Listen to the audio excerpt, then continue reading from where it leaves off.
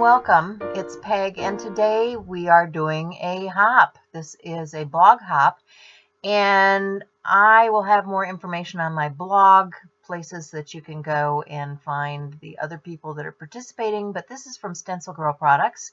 Chelsea and I are teaming up, and we are going to share digital prints.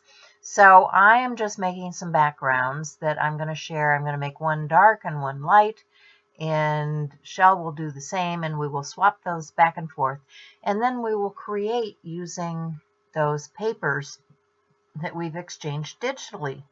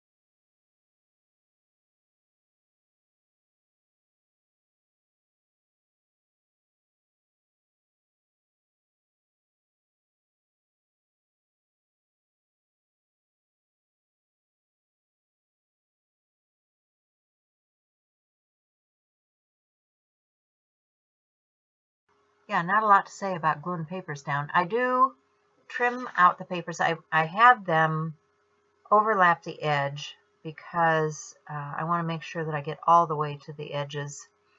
And I just use a craft knife and a self-healing cutting mat and cut that paper down once I have everything in place. Now you're going to see here it's a little bit wet, so I'm going to come back and trim it out again later.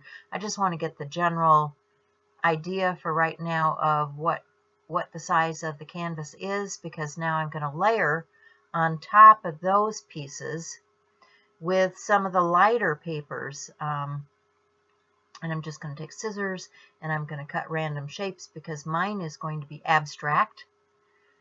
And I'm really interested in seeing what the rest of the hoppers have put together. Be sure and check out the other people in the hop. There may be some real important information in the box below, so check that out too. Not sure what this is going to entail, but you never know with StencilGirl. Sometimes they have surprises for us. So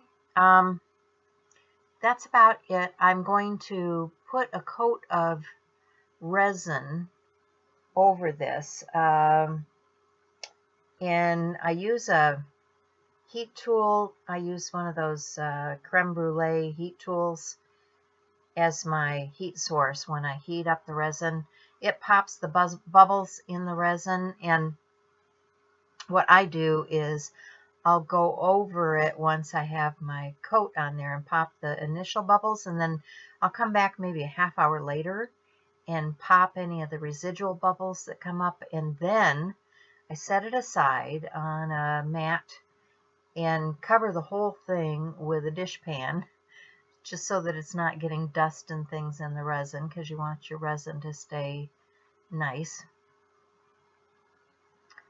And yeah, still gluing.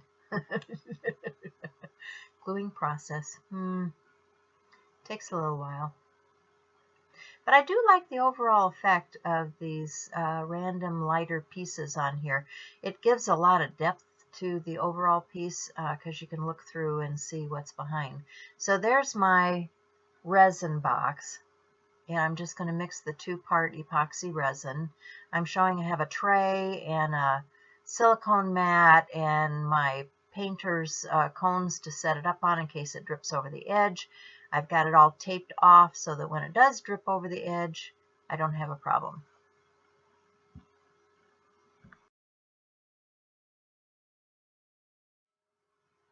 Okay, so it's been about 8 hours since I put the coat of epoxy on there, and I'm going to let it sit for another 24 before I do anything with it because I want that epoxy to harden up. I have a nice floater frame. You can get these. This is an 8x8 that goes with my 8x8 panel, so this will slip right into this panel and make a nice presentation. And that's it from me. So I hope you enjoyed this. Be sure and check out Shell's video. She will have something using the same papers that we have here. And check out StencilGirl Products for all of the stencils that were used in the making of these papers. So thanks, guys. Remember to give it a thumbs up, like, share, subscribe, and if you're going shopping on Amazon, please use my link. It adds a few cents to this channel so I can provide more information for you. Bye.